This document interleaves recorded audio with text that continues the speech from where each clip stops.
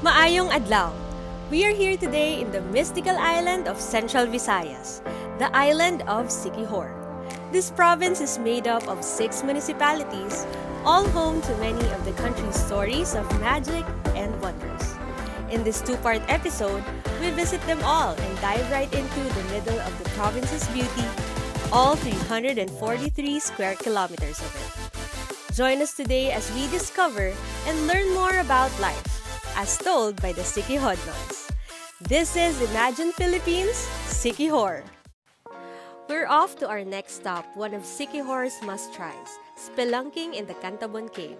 For the full experience, you can choose to hike up to the end of the cave and back, which takes about an hour, which means 60 minutes of exciting adventure. Alright, so we're starting our descent into the Cantabon Cave. Medyo slippery siya.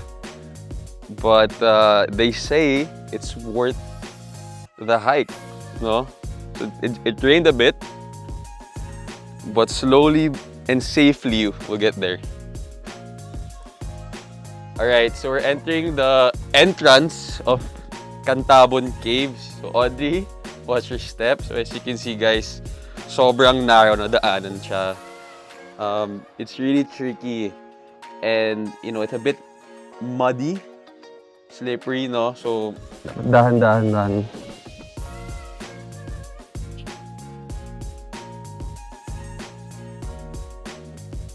Oops. Alright. So as you can see, sobrang sikip niya.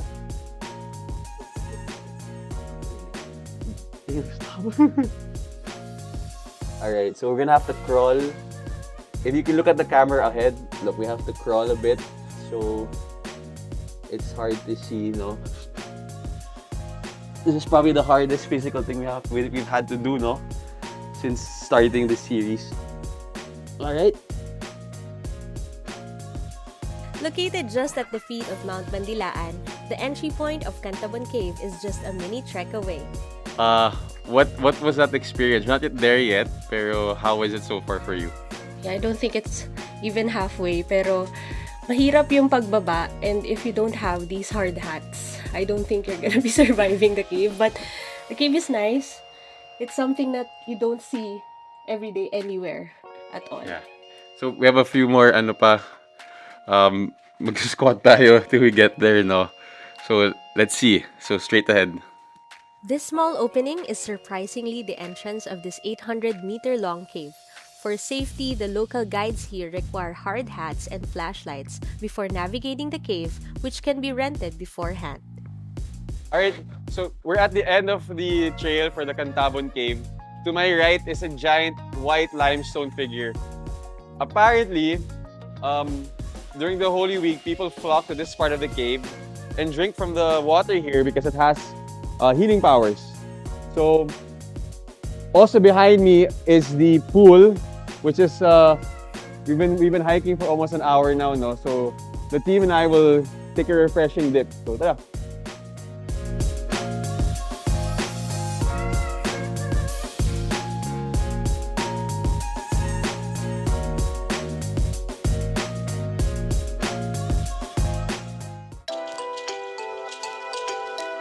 We're here at our next stop, the Mount Bandilaan Nature Park, located just at the base of the actual mountain.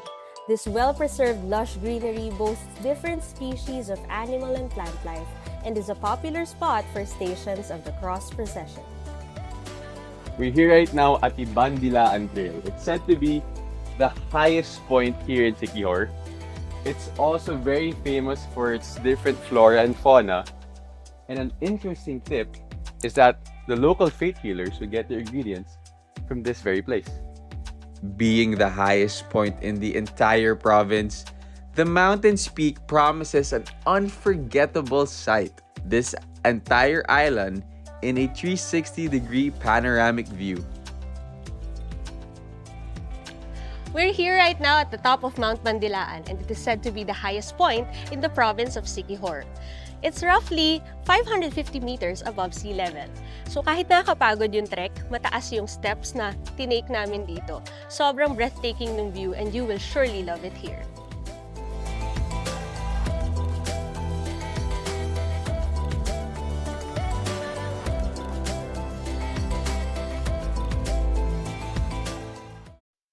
All that hiking and trekking calls for a much-needed food break. Enter Siquijor's very own Dagsa. Hi everyone! So nandito tayo ngayon sa Dagsa Resto Bar and kasama ko ang manager nila na si Miss Eileen. Hello, So, ma'am. Hi ma'am! So Miss Eileen, can you tell us about Dagsa? How did it start? We started 2014 December, and my boss, gusto niya yung ambience namin is different from other restaurant. Kaya pinangalanan niya to ng Dagsa kasi every morning, doon siya nangongolekta ng dagsa sa baybay, sa ano ba, sa dagat. Tapos driftwood man yun, yung dagsa na galing sa ibang lugar, kinukulik namin yung, yung wood. Tapos sabi niya, belt na to talaga, yung best seller namin ng pagkain, yung budol fight namin, merong pinukutan. Kasi si budol fight means for sharing talaga. Maraming local or yung mga foreigners din, gusto din nila pag-grouping sila. Tapos may special occasion, dito din sila pumupunta. Yung pamilya na hindi masyado maka-afford by single orders, dito na talaga sila at masaya sila.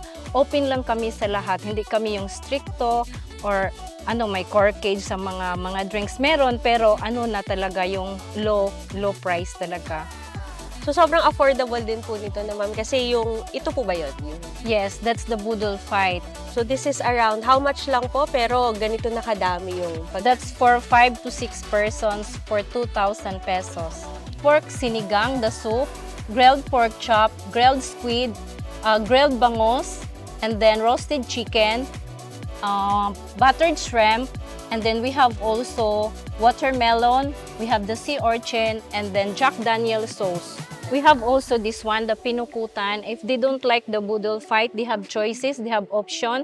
We have the pinukutan contents of kinilaw, fish kinilaw, and then we have also the fish tinola, the buttered shrimp, and then grilled fish, squid adobo and then watermelon din, at saka yung namin rice. Unlimited rice for 5 to 6 persons din.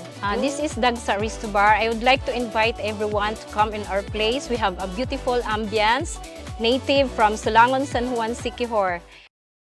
Siquijor is well known for being the healing island of the Philippines. We get to witness this because on our way back, we passed by the Royal Cliff Healers Hub, where we met Sir Jonel Tumaroy, the president of the Association of Siquijor Healers. Nag-umpisa talaga ako around 12 years old. At ang unang pasyente ko, yung nanay ko, may tinatawag kami na traditional na stomach massage, tinatawag namin na do-do. Yun yung ginagamit namin na paraan sa mga taong nakukulaps, nahihilo. Kasi ang faith healing at traditional healing, kabahagi lang ng traditional healing. Sa amin, napakalawak talaga. Kasi gumagamot kami mula sa physical na klase ng sakit, mula sa pinakasimpleng sipon at ubo, mga pilay, hanggang sa psychological at emotional na panggagamot. Pati na rin yung mga spiritual na klase ng sakit. Ito po, ano yung mga iba't ibang bagay na nandito na yun sa harap natin, ang ginagamit nyo? Isang traditional healing na session. Ito yung isa sa pinakasikat, yung bulo-bulo. Gamit yan, mutya, sakot-hakot. Ito yung bato na mystical na nagmamaterialize talaga ng mga problema sa katawan. Ang langis namin, kahit itong minasa, Ang mga ingredients nito, kinokolekta namin in 7 Fridays during Lent season. Ito yung tatlo sa mga restoration plans o pahiuli. Pahiuling sumbalik o pahiuling balisong. Ito yung ginagamit namin para ibalik sa nagbibigay ng sakit yung mga kulam. Pero ito yung pinakabanal namin na klase na na materyales sa Siquijor. Ito yung komposisyon ng higit kumulang 300 na ingredients. Ito yung sinusunog namin, yung nakolekta namin sa 7 Biyernes, tapos niluluto tuwing Black Saturday. Seeing the healing ways of Siquijor firsthand is already a privilege, let alone experience it, so we made sure not to pass up on this chance.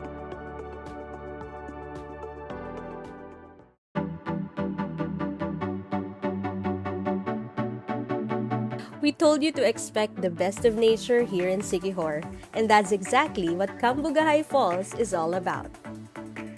Hi everyone, right behind me is the Cambugahay Falls here in Siquijor. So, as you can see, it's a really big drop depending on your skill level. But behind me, we have crystal blue waters. We have different jump-off points anyone can try out. So we both have tourists, both here and abroad, coming here to enjoy the fresh blue water here in Cambugahay Falls. So let's do some rounds, I guess, and try to jump a little bit. Let's see how we do.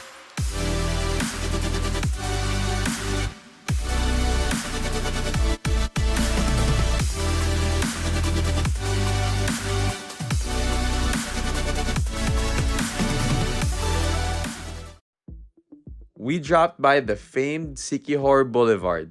This spot is as local as it gets.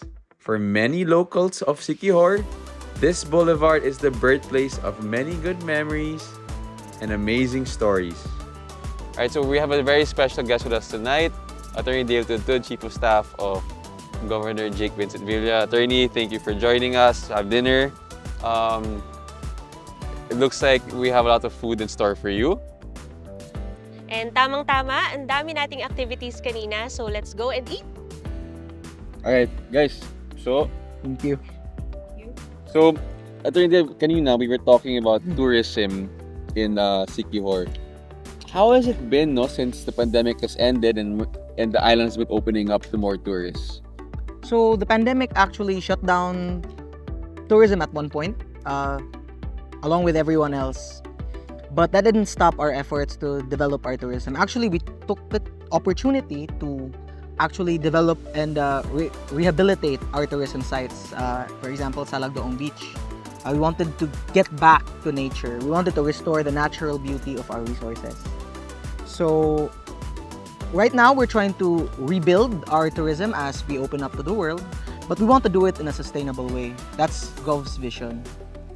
So speaking of sustainable, I heard about the zero waste management. Yeah.